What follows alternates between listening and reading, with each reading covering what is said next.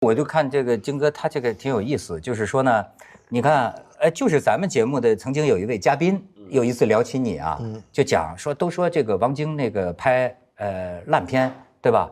但是你知不知道，他是香港电影一段很长时间的这个困难时期啊，他养活了很多人，甚至他就说他如果没有所谓王晶的烂片，也就养不出王家卫这样的片子，说他是一个底。哎，但是后来我看你自己在某种场合，你也说到一个底的概念，但是他说的底的概念反而是说他投这个艺术片，他说这个电影需要有个底，就实际上你觉得反倒是这些文艺片，有某种电影的基础的这种作用。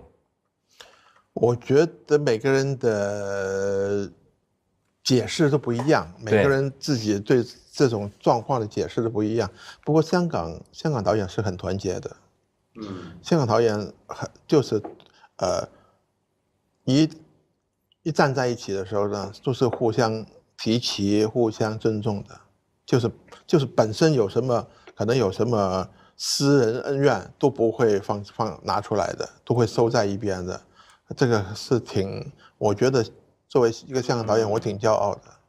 那你现在不是老住在北京吗？都有，香港、北京都有。哎，我觉得您这个最有资格讲讲了。就是我一直觉得香港导演他合拍片呐，或者现在很多都在内地发展的时候哈，他觉得有什么拧巴吗？就是我知道什么意思。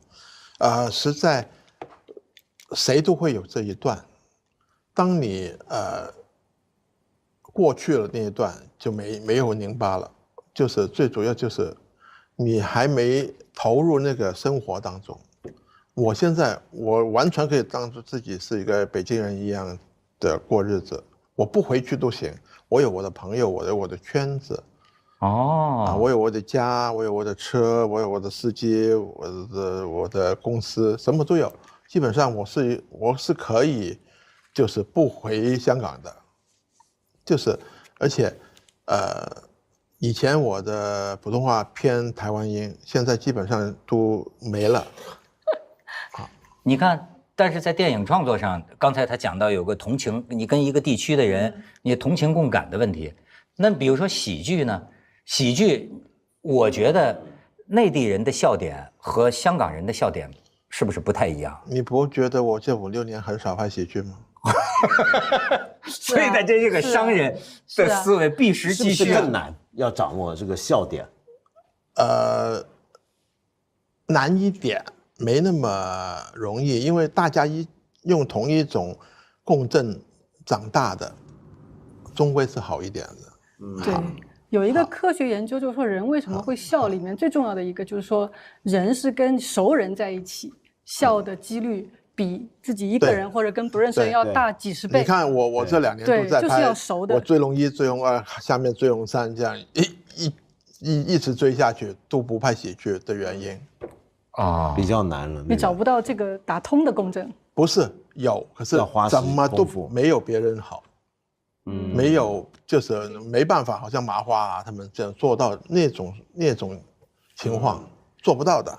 按说你是研究喜剧，也等于研究了半辈子了，是吧？是。那你比如说香港代表的就是星爷的这种所谓这个无厘头，但是星爷的新喜剧之王，你愿意评价吗？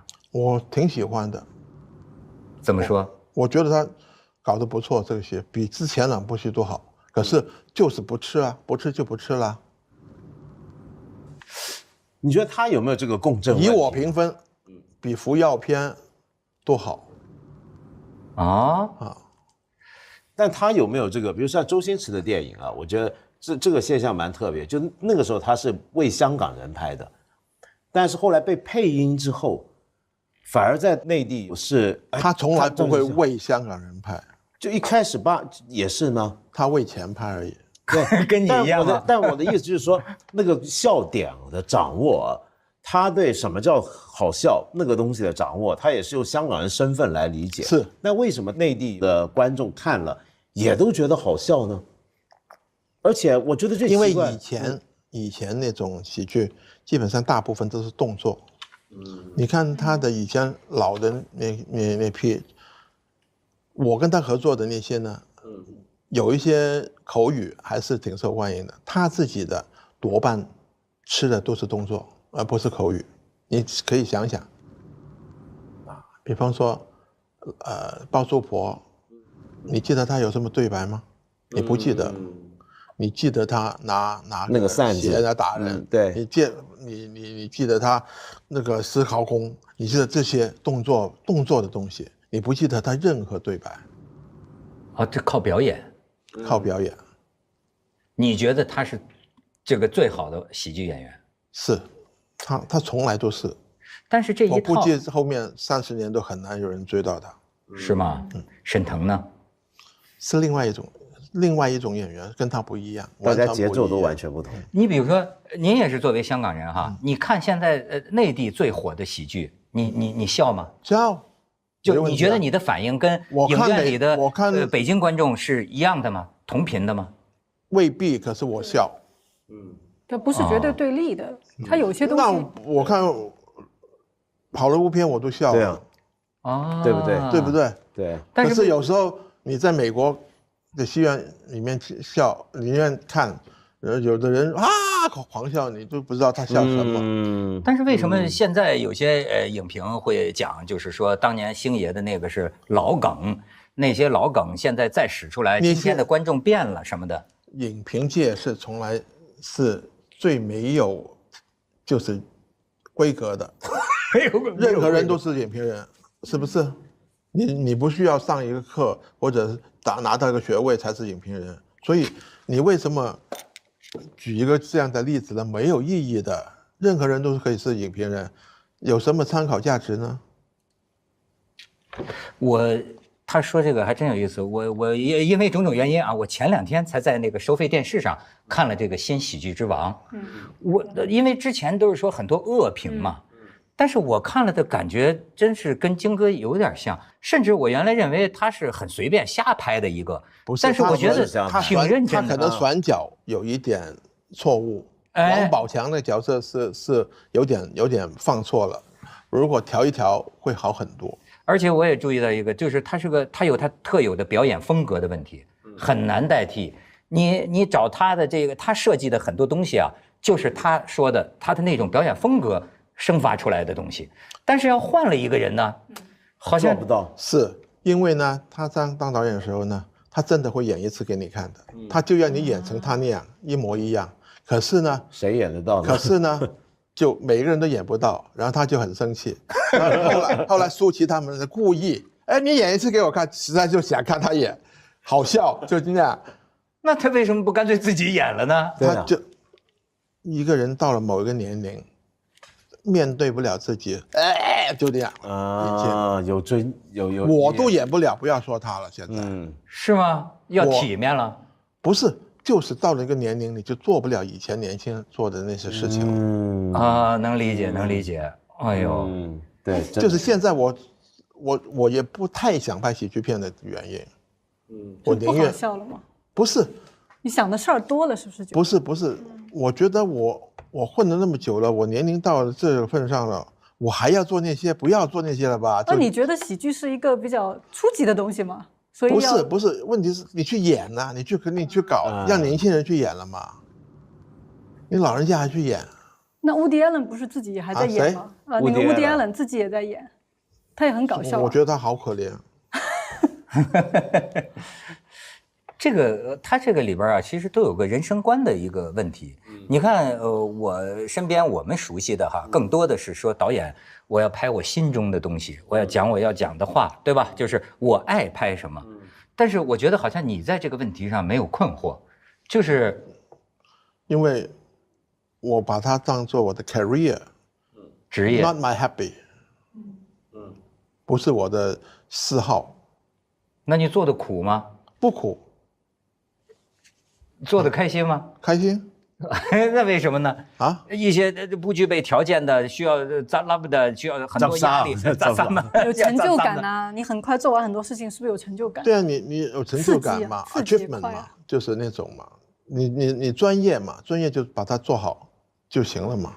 你做好，你就觉得开心了嘛。那你说，比如说这个像这个研究这个喜剧啊，你觉得有什么规律吗？能把人逗笑了？实在在我入行70年代，我们都是看美国的那种，就是喜剧书，就是刚才他常提 Woody Allen 当时写的都还挺靠谱的，现在老了就乱七八糟了啊。当时写的书很多都很好的啊，然后你都会参考的。然后我们还看弗洛伊德，他有几本书是说人怎么会笑的。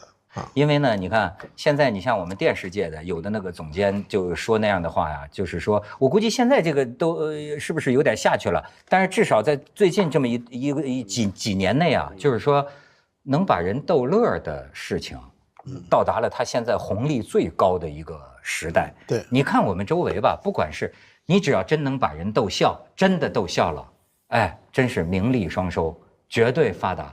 就是好像就是我们从来没有任何一个时候就是这么样的需要这个笑。应该说你要说从商业利益上来讲，能把人逗笑，现在在中国那是1等1的本事啊。中国也未必，中国道德观念还是比较强啊。然后我觉得他们还是会维护证据多一些。不然你郭德纲为什么长期都会压在那个水平给人家？他逗乐逗的最多了吧？但是这个喜剧片票房这么好，他演的不行啊，现在就只有沈腾比较好啊。然后沈腾都开始不想演了。你看他演《飞驰人生》，你就知道他不想逗大家笑了，他想演爸爸，他想死，他想演这些。为什么是演喜剧很累吗？就是你要逗别人笑，你自己就比任何戏都累10倍。怎么说呢？演喜剧是比演任何戏都累10倍的活。他累在哪儿呢？累在你要说服自己这样做。对，他喜剧问题，他往往有一个，咱们研究这个笑的规律嘛，说这个有反常性。有反常性，而且呢，还有一点，他刚才讲弗洛伊德啊，我就记得，你知道弗洛伊德里边有一个理论嘛，就是人的不同发展阶段，比如说像孩子，就常常是，比如说就说是怎么说呢，生殖系就从排泄系统期的快感，到口唇期的快感，一直到最后成年人的那种快感。然后呢，你看同时你又发现没有，我们很多时候批评有些喜剧片呢比较低俗，就是说充满了屎尿屁。我觉得这个真是挺有意思，就是说，一方面来说呢，就是你发现没有，我逗小孩玩，后来我发现挺好玩，就是小孩子啊，你只要跟他说屎尿屁，他就会笑，很开心。你跟他说放个大屁，不啊，小孩就笑。所以这可能也是人们瞧不起的一个原因，就是说你离这个本能生理本能太接近。但是从另一个方面来讲，这也是就是说明这是很大一块笑料，就是距离人的那种原始本能比较接近。笑就是推翻规范嘛。对啊，推翻规范就好笑，推翻禁忌啊，对啊。所以我觉得在中国比较难的地方就在于，因为笑这个东西，刚刚我们讲不同的文化底下，你觉得什么叫好笑，有时候是不一样的。那么在有些东西，你比如说在国外讲，你可以大家会觉得很好笑，但这个明显在中国就很不好笑。你这么讲的话，大家会觉得很愤怒亵渎啊。其实我有一个特别深的体验，就是其实我人生第一个理想想当个相声演员。我小时候太不像了，你没有想到，我小时候我记得我第一个储钱罐满了以后，我买了3块6毛5一本，就是上海独角戏全集嘛，我上面所有东西什么36家房客我全能背出来。但后来为什么没有做这个？我就发现女的太难了，就是你刚刚讲到禁忌，就是一个女的你要在舞台上打破这个禁忌，你的形象就大家社会是很难接受的。一个女的怎么可以这样？女人在笑这件事情上只能做一个被动者。你听到陪着笑笑可以，你去说个笑话，很多时候打不破。所以到今天为止，我觉得中国没有好的。女喜剧演员有，但很少。我觉得国外也很少，差不多都是一些放弃作为一个女人的优势的人才能跟女政治家一样。比方贾玲，她差不多都放弃自己作为一个女性的优势了。哎呀，就比如说，本来你应该要漂漂亮亮的，或者怎么样的，算了吧，这真的是。对对，而且我还想问一句，一般演戏，比如说我们以前会觉得说，一个演员在塑造角色，他要掌握这个什么角色的心理，然后要尽量把他演活了。但是现在回想起来，很多喜剧里面的那个演员，恰恰不是一般的活人，他不是正常的活人，是不是？这一点也是一个很难的地方。我举个例子，当年吴君如特别火，对演喜剧啊，然后突然间他所有喜剧他都不接，然后他就马上不火了，也赚不到钱。我有一次，然后就减肥，减到特别瘦，然后大家都瘦了不好笑了，就那样。然后我就去问他，喂，你干嘛呢？你这样，你就是把钱推出门啊。他就哭了，然后他告诉我，人家告诉我美了，我开心。哦，这真有意思。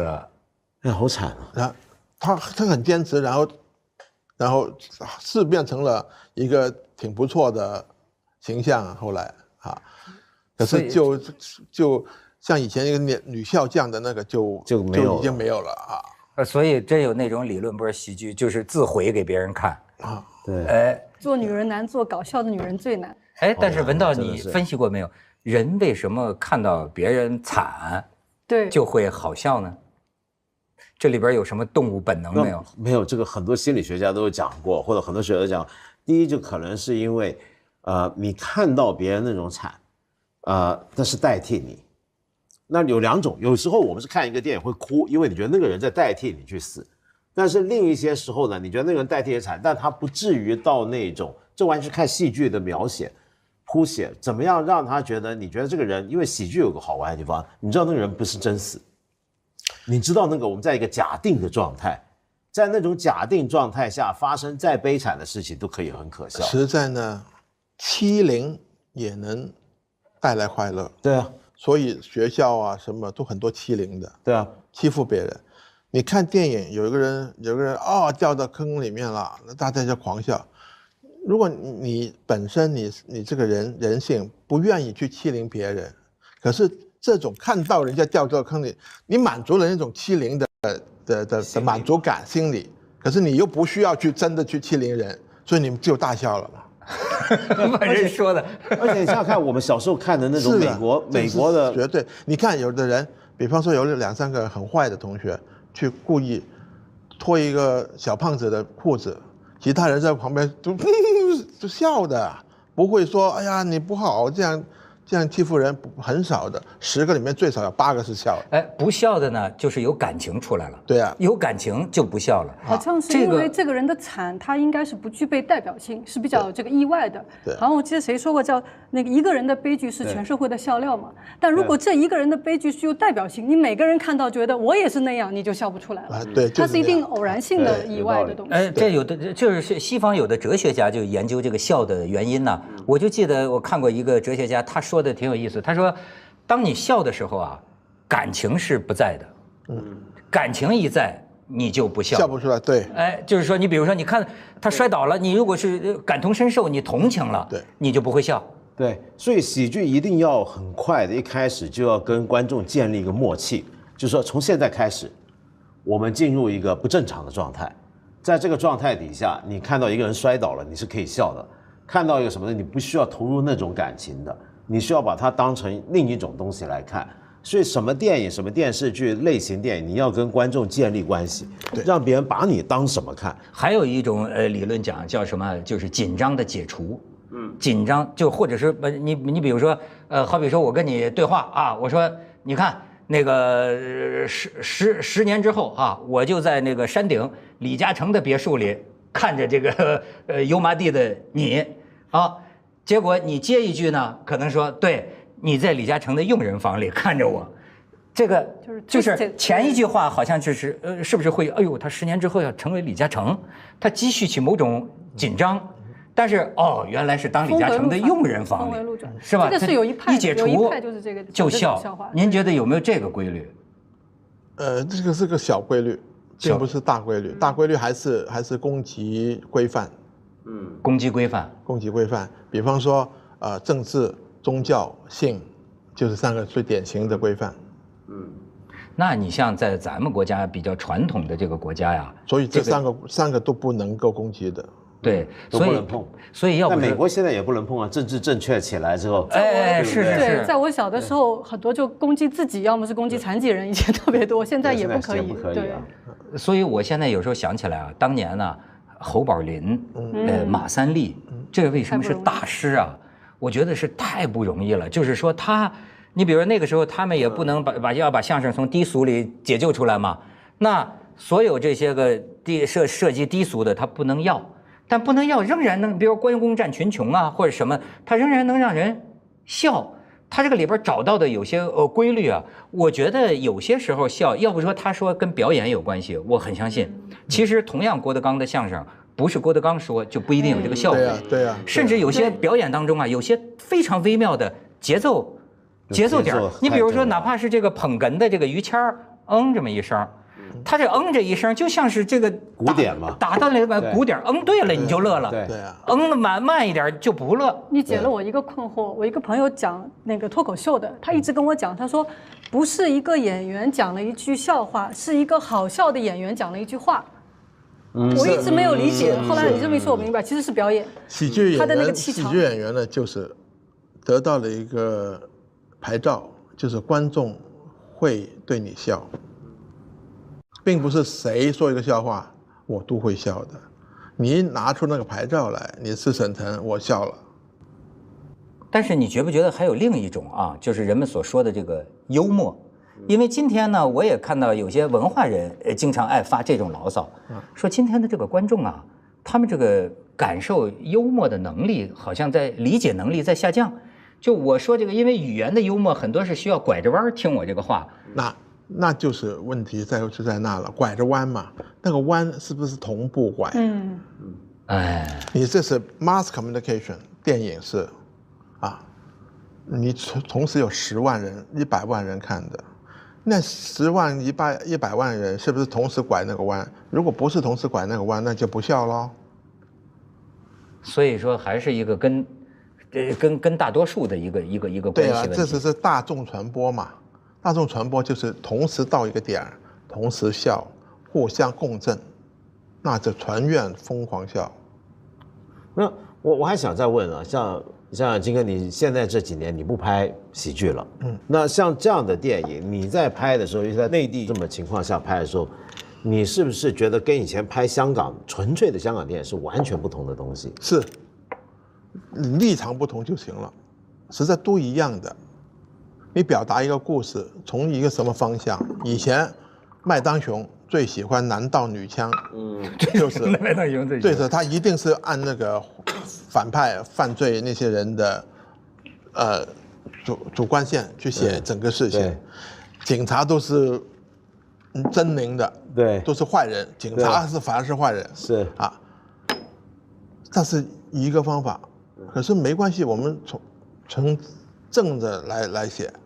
我们从司法机关的立场，从他们的角度来写，一样好看，还是写一个同样的故事，可能对一些特别追求官能刺激的，会麦当雄那种会他们觉得爽一点，可是大部分的观众还是会喜欢看正的这边去写的，等于一直有1-2个你所说的那种影评人，在那些就是网上老说，这个追龙比破豪差得远了。那当然我没有叶子妹嘛，他就是少了个叶子妹而已，就没有那种色情啊、低俗啊，没有那种东西而已。所以当导演呢，我现在觉得真的是，过去我们不愿意相信说电影是一盘生意，对吧？可是实际上你看啊，他跟一般的画家、作家可真不一样。不一样，他脑子里得多少算计啊！你少了艺术家的激情也不行，对吗？但是呢，包括政策、法律、文化、风俗，这个香港这个地方和内地这个地方不同观众，哎呦，他得算多少？包括这个投资啊，你有没有像有些导演那样？你比如说，我想拍一个戏，超支我也要拍。我一定要拍到我心中的那个结果。看我是会计算，抄多少能得到多少。在你心中没有一个理想的电影，我觉得没有电影是理想的。没有说，哎，我这一辈子电影生涯，我要有一部作品，哎呀，足为此生啊！到目前为止，我此生看过的只有《教父》，是到现在都找不出很多错处的一部电影。其他时间会令你失效。你当年好的不得了，你现在你看《复仇者联盟》，是20年后看，大家当笑片看啊。一定，但20年后的小孩拿出来看，哈哈哈哈哈！对，就等于今天年轻人看我小时候很喜欢《星球大战》，他干嘛要戴着这样个头盔？就这样，就这样，肯定的。那你比如说这个，你有一个名声啊，当年你拍了很多别人认为是烂片，我不知道烂片该是什么定义。你觉得烂片是什么叫烂片？嫉妒而已了，有什么烂？嫉妒就是烂片。你有本事拍那么多吗？既然烂，怎么可以拍那么多呢？当然不烂了。啊，你自己觉得还可以？我觉得不赔有钱赚有什么问题呢？哎，那么反过来说，最赚钱的电影是不是好电影？90%都是好电影。我以为你要说90%都不是呢，都是赚钱。因为赚钱的话，你是等于是说你在观众当中取得一个最大公约数嘛。如果你的人数越多，那就是。所以好的定义是什么吗？不好的定义是什么吗？是最多人喜欢，还是某一些最高档的人认为好？什么叫好呢？但是问题是会不会有这种情况？举个例子啊，像《复仇者联盟》第4集结局票房一定超过当年的《教父》。对啊。但那你会不会觉得它要比《教父》好呢？不会。可是每一个年代在当那个年代的效果，而不是你能放回去1960几年嘛，当然不行了。所以就跟我说这个，你不能跨时代去算计嘛，去比较嘛。所以其实呢，理解这个问题，就像我刚才说的这个搏击一样，没有规则没法谈，对啊，对吧？比如说我们现在的规则好，就是最大多数的主流人群，哎，用脚投票，用票投脚，对吧？用票投脚，对吧？那么他们能够花这个钱和时间看这种商业电影算好。那么赚钱的就是好电影。那如果你说这种共振的效果跟那种震撼感，实在Gone with the Wind， 是有史以来最好。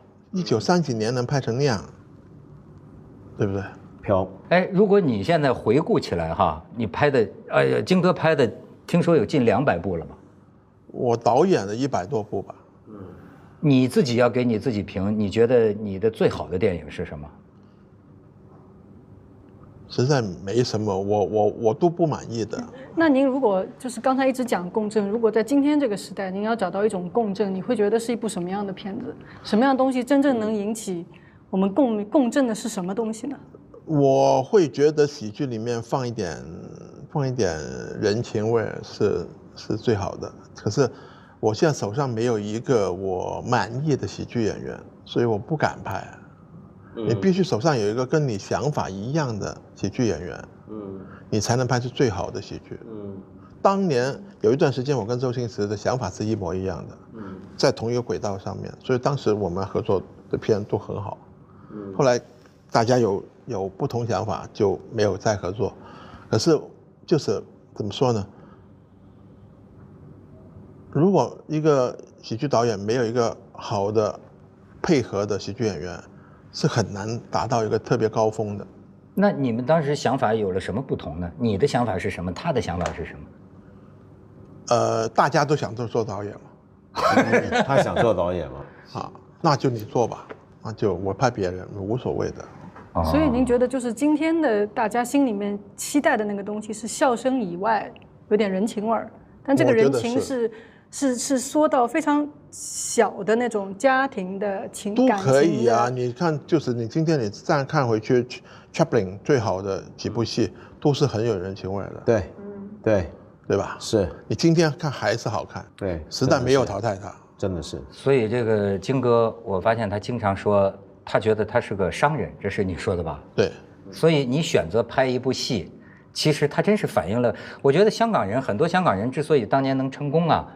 这个也是，那真的像当年向华胜，听说真的就到电影院呢，到电影院去看每一个笑声为什么笑，哎呀，这样的去弄这个市场。他主要是在台湾做了几个月，去研究台湾的市场。你觉得今天的市场怎么样呢？今天的市场太宽了，没有任何人可以做所有市场，因为你在北京的话，你不可能去5线城市每天在西安里面，有道理，对不对？没错。今天中国差距太大了。3、4、5线城市是华语片的最大的市场，对，1、2线城市根本就不看华语片了。那你了解内地3、4、5线城市的人吗？不够了解。那你现在凭着什么感觉去觉得这个好看呢？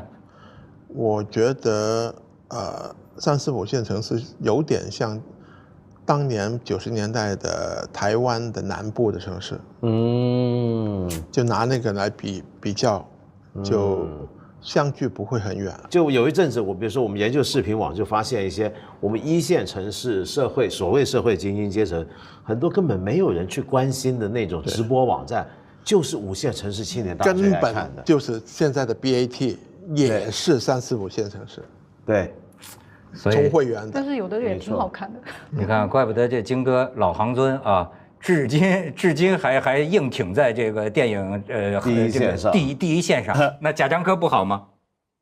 在我的标准一般。不好在哪儿？我觉得技法不行。金哥，哎呦，真是经得起考验，经得起考验。哎，但是文道好像肯定就不同意了。对，我还蛮喜欢贾樟柯的。对，哎，这怎么说？你看你们俩之间就分出来，我就觉得呢，这个金哥是香港电影老行尊了，但是伴随着他的评价是吧？咱们全中国人民都知道啊。但是刚才咱们聊，他至少解答了我一个问题，我就发现他实际想任何事情啊，脑子里有专业2个字。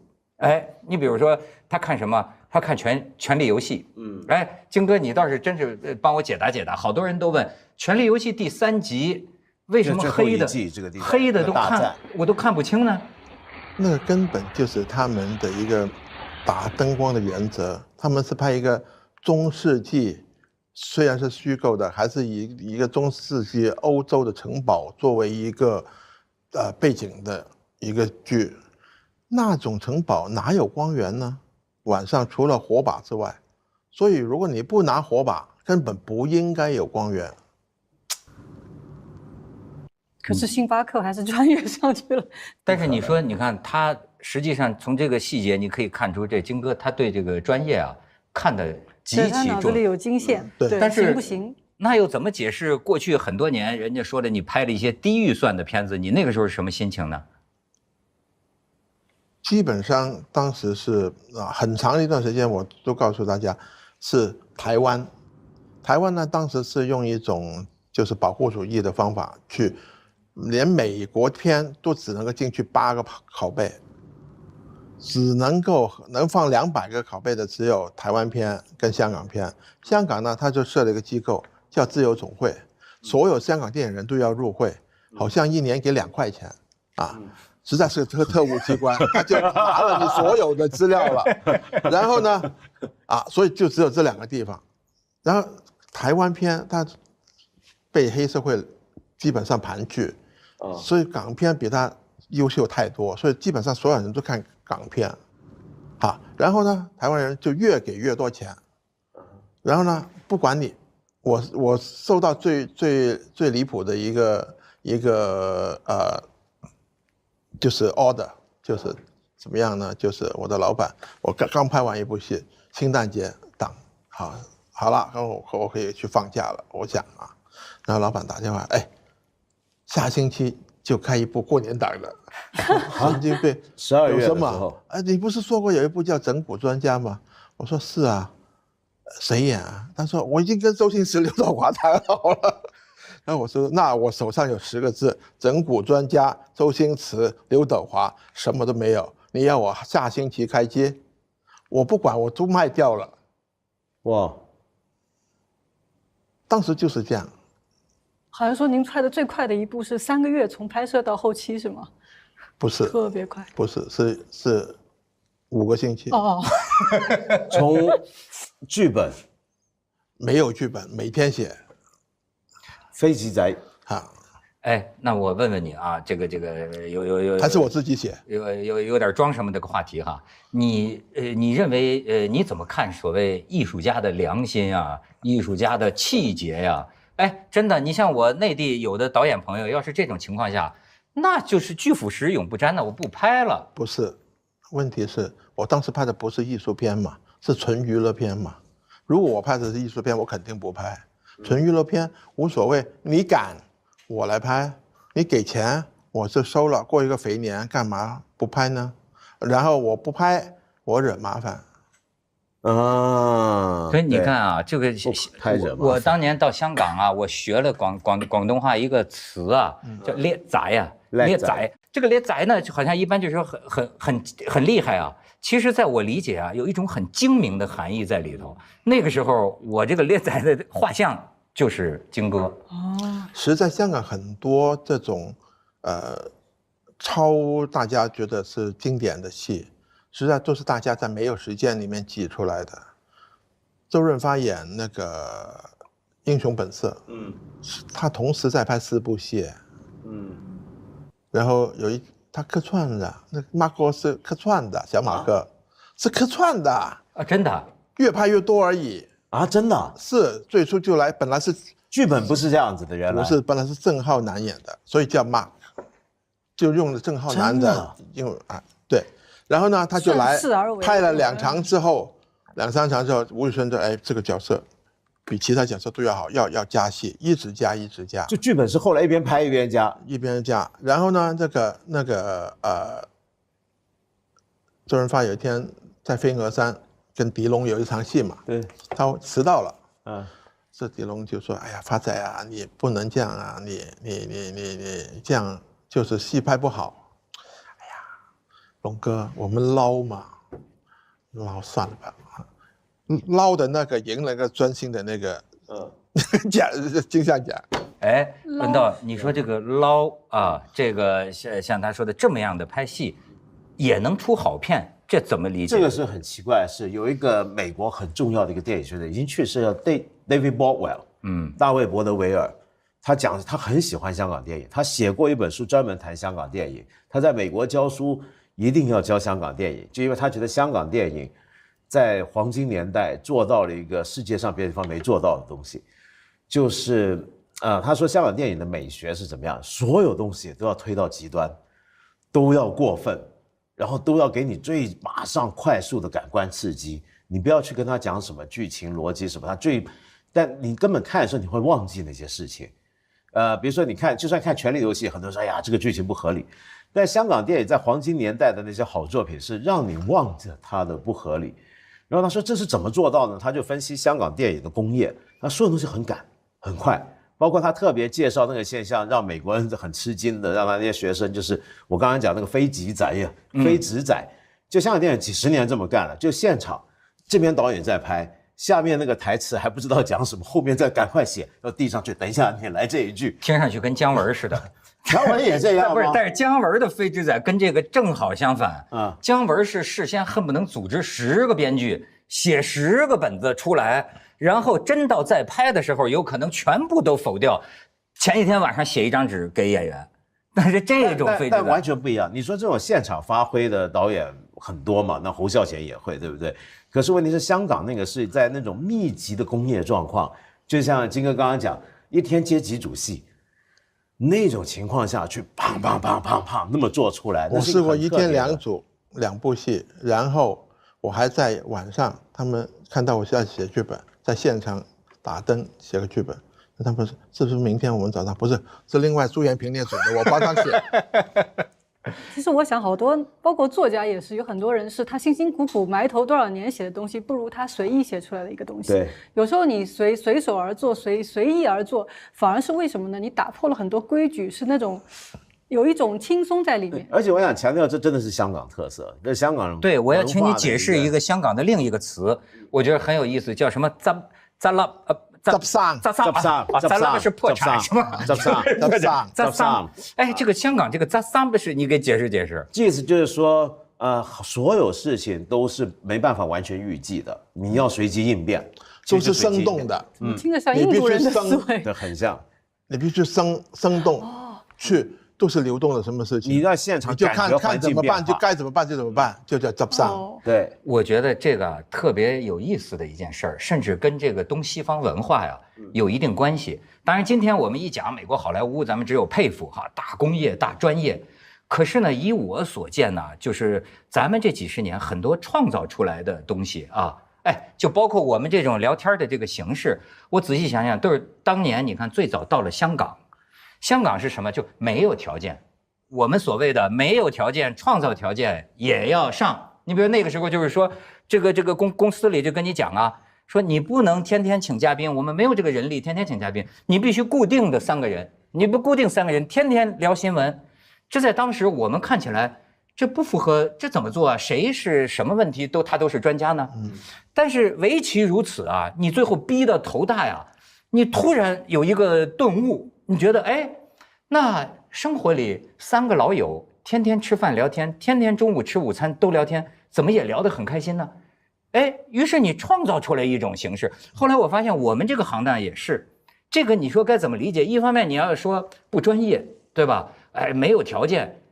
但是往往好像很多东西是逼出来的。可是真的就是这样。我再举个例子啊，其实那时候不止香港，包括台湾部分行业，我们流行文化最发达的年代，我们写东西的人也是这样。你比如说很有名倪匡，写科幻小说一天是能写10万字的。然后你比如说古龙。对，还有他经常是他那个收了钱还没写完呢，对，10万字不可能，他自己说吧，然后那个像古龙喝的那样子，然后还在写，然后你说历史小说高阳，这是我很多我的前辈看到的亲身体验。高阳是怎么样？高阳爱打麻将，然后爱喝酒，然后编辑那时候没有传真没有电邮嘛，70年代是到他家催他稿，然后他在打牌。然后打牌还轮不到他在看，人家在享受，他就写，然后他碰一个出去，然后跟着再写，就这么一碗牌桌上面就把明天的连载给交出去。那你想看的是什么状态？我记得我在写东西那么多年，到现在很多人都会问，你灵感怎么办？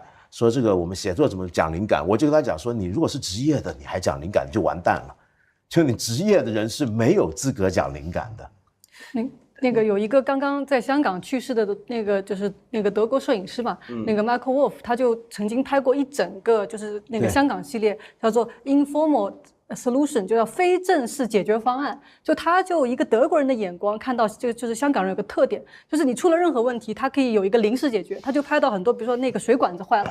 他不是来修整个水管的，不是整个给你接一个塑料袋在上面，任何这个方式。他后来我在印度看到也是这样，他们叫那个 Jugaad， 就是你看他的交通很混乱吧，没关系，每个人看到问题他自己会找到一个方案去解决。结果你觉得他没有，就好像他很不系统啊。可是为什么在今天全世界那么多跨国企业的 CEO 是印度人？他说有一个最重要，他们就是能够解决危机，出了什么问题临时扎伤，其实那个翻译就应该叫扎伤。你知道我现在甚至就这个金哥这方面的是扎桑的高手是吧？我觉得你就可以回答我。其实有个困惑，我觉得你像我们呐，都是过去年代来的人。比如说啊，我有一个偏见，但是是我的一个可能很不准确的感觉，你们可以批评啊。为什么我觉得当年没钱的时候，我做的一些事儿啊还挺棒的，发挥也好。后来呢，条件越来越好，美国兵的装备。包括有些演员、有些导演，比当年的条件好多了，但是你就不行。可是呢，就是你那就不对了，你怎么还不如原来了？但是呢，作为一种产业来说，你说西方的这种专业化呀，这种好像它能够很稳定的保持一个厉害。我们的这种呢，经常有传奇。就比如说什么《大话西游》啊什么，它变成传奇，但是传奇又有点像什么呢？最近不都是在聊什么搏击？你看西方的这种搏击啊，这拳击和这种所谓传统武术，你看这个里面也是，就是说我不否认呐，传统武术啊，这个灵感一开啊，有的时候体重小的人是吧，可能戳你眼睛踢你裆就把你给放倒了，他确实可能有这样的传说。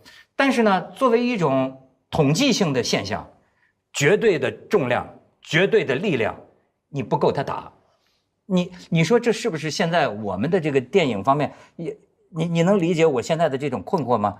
我明白，我早就明白了。这为什么呢？状态。什么意思？当年你没有什么好的配备，为什么你拍出来那么好的东西？你有状态，2个星期的都能拍出好东西，你是最佳状态嘛？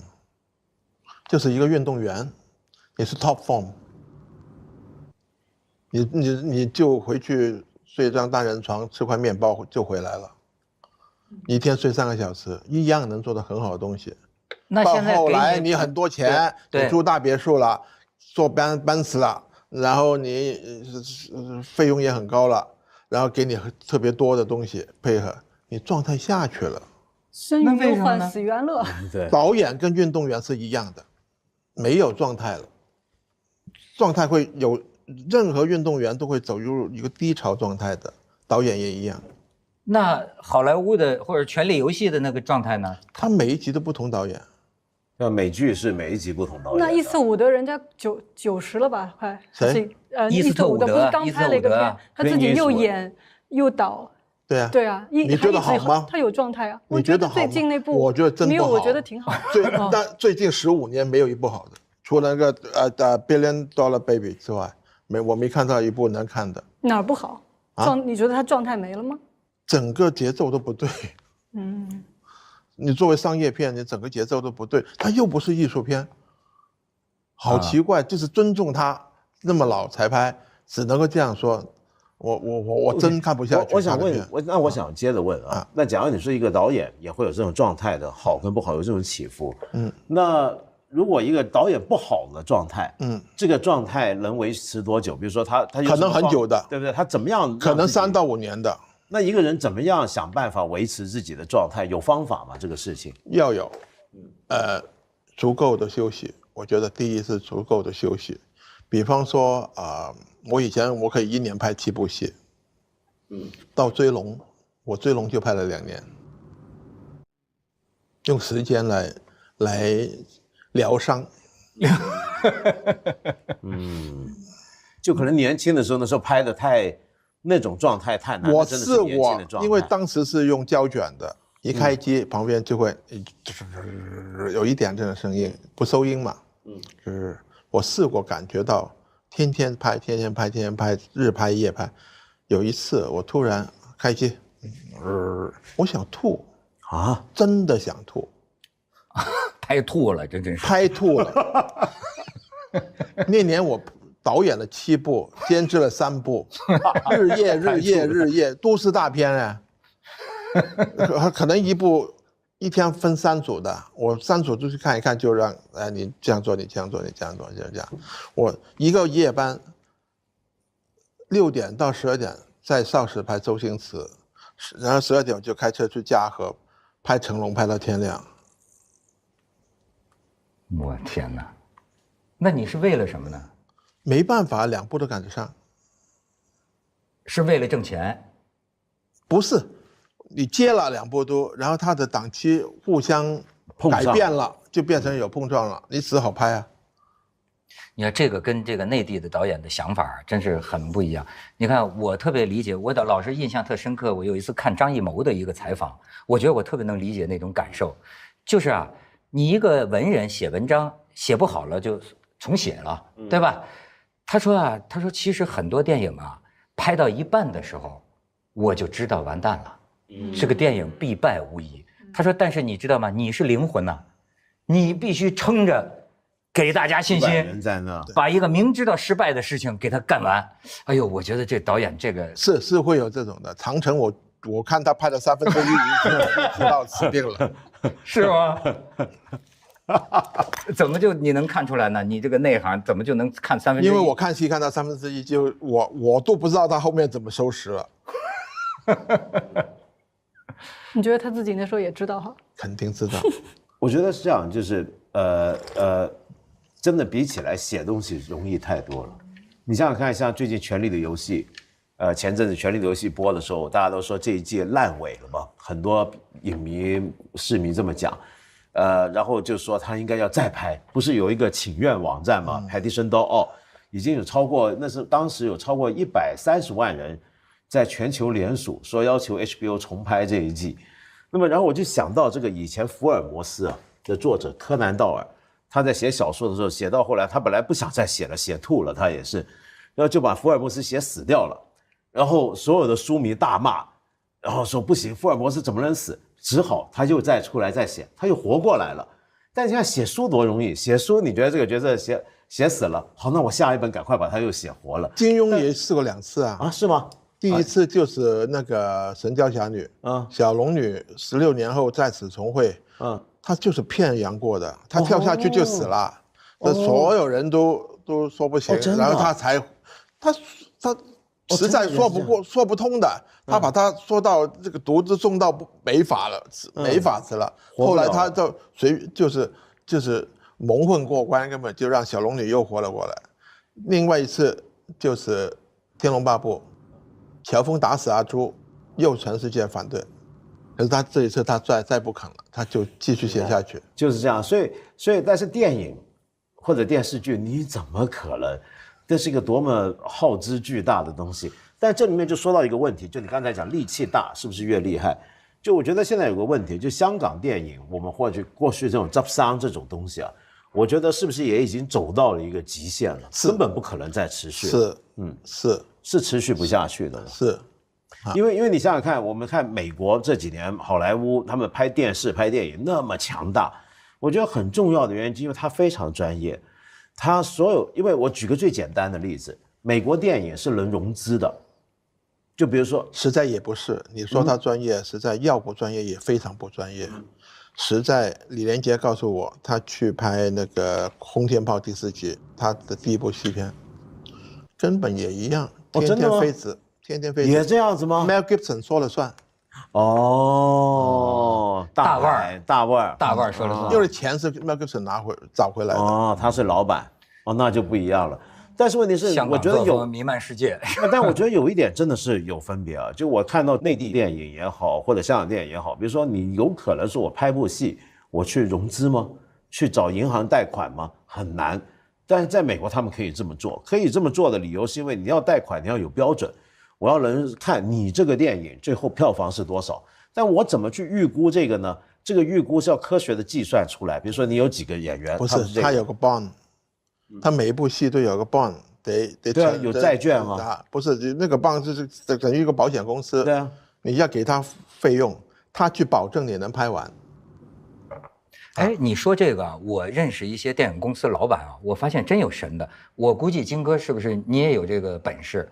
就一部电影上映啊，他给我们吃饭的时候说这个8亿，最后可能就是7亿多或者8亿多，就能说的特别准。他没有什么大数据啊，他就是这个一种直觉，这经验。第一，他看过那个戏；第二，看对手。你现在看一部片子，你能算？我以前在香港基本上不会距离超过15%。现在不敢说那么准，因为票房背后很多东西，很多活动我不知道的。什么活动？各种活动，刷票房啊什么的各种活动了哈。哎，你说像你刚才讲这个《权力游戏》这个什么烂尾啊什么的，我又有一个偏见啊，就是我看有的东西啊，对我来说就是超越了一般的影评了。你说它好，说它坏没有用。你知道，就有一个就是跟我们说的这个专业化制作有关系。你比如说，咱们讲这个画儿，我们知道，你像中国这个北宋的这个画儿啊，和明清的那个写意啊，完全不一样。对，北宋的画叫什么呢？巨细无遗。就比如说咱们说那个《清明上河图》，它从大的这个故事情节、景观上讲是好的，是牛的，但是最小的，据说就是比如说你看一个酒馆，2个人划拳，对，他连这个指头都没错，这就是说他连每一个细节都做到可丁可卯，都做到特别好的时候，你比如我看《权力游戏》，说实在的，有些时候情节我都不求甚解，你知道吗？就是看着这些，哎呀，这么好的盔甲，这样好的演员，这样好的这个镜头的剪辑，一切的这种，你就愿意看。他多演半小时，你也可以多看半小时。他好像就超越了我们一般说的这个故事是不是烂尾了。所以我就说，像您刚才讲的这个香港电影。当年的很多这个杂啦扎拉扎三啊，扎不啦，扎不啦，老扎三嘛，可能就会扎拉不啦。对，所以就说是不是碰到极限了，对吧？有没有这个道理啊？就我就说，你觉得香港电影当年那么拍下来，靠着这个灵感，靠着状态，香港电影的崩溃根本不是因为素质，是因为台湾崩溃，那最大的买家崩溃。哦，他一直就这么认为，是个市场的问题。市场问题。那您刚才说了，不然香港电影为什么能在大陆重生？我们这一辈香港最强的导演在大陆每一个都能重生，差不多。哎，重生是重生，但是好像现在能创造几十亿票房的，那种还是内地导演居多。那是一种，我觉得啊，一种情绪，也是一种情绪。那种情绪是我们不具备的。它有一种同情共感的啊，就你能不能拍到那个东西，就是一种共振，有一种情绪共振。那你比如说刚才你讲了，说这个王家卫比贾樟柯好，那么王家卫你不是经常也把他当笑话讲吗？因为太熟，我跟他好朋友，根本是无所谓的。对，但是实际上就是他拍片的路子，你这个当商人来理解电影的人，你能接受吗？有几部我很喜欢，比如说，比方重庆森林啦，他第一部的旺角卡门啦，那个叫什么？那个张曼玉、梁朝伟那部。花样年华。不是啊，花样年华。花样年华呢，我很喜欢。一代宗师我也很喜欢。有的当然不喜欢了，有的他自己就知道了。哎，但是那个老亏钱呢，或者说拖着这个几年拍不成呢。他后来他后来都是亏自己的钱呢。那你理人家什么呢？人家自己找钱来亏嘛，那是人家的选择嘛。哎，有一点呢，这个金哥这个很有意思，他同时也是个投资的哈。你比如说他自己拍电影就讲要赚钱，对吗？但是呢，他投这个许鞍华的天水围的这个先是日与夜，日与夜好像是打平了，是吧？日与夜差不多打平。对，但是夜与雾是不是亏了？亏了。那你为什么有投资给这样的电影呢？尊重专业，我是商业片的专业，所以我一定要把商业片拍到极致。可是我要支持拍艺术片的人把艺术片拍到极致啊。那你就不是一个专业的投资人了。是，投资人来说我并不专业。那这是有情怀。有时候有，有时候有，有时候有啊。你当时是怎么想要投这种电影？没有啊，当时就是没有人投，我就来投吧。安是那么好的导演，怎么不应该没有人投啊？那我反正能投得起就投呗。而且天水围是一种典型的香港人的情绪，对，而且不是很贵，太贵我就没办法了。他现在拍的戏都很贵了。对，没错。我还记得他那个英文名字翻译的特别好，叫做 The Way We Are， 是不是？天水围嘛，那个很香港，马上一种那个感觉出来，香港人那种共振，马上就刚共振就会出现。所以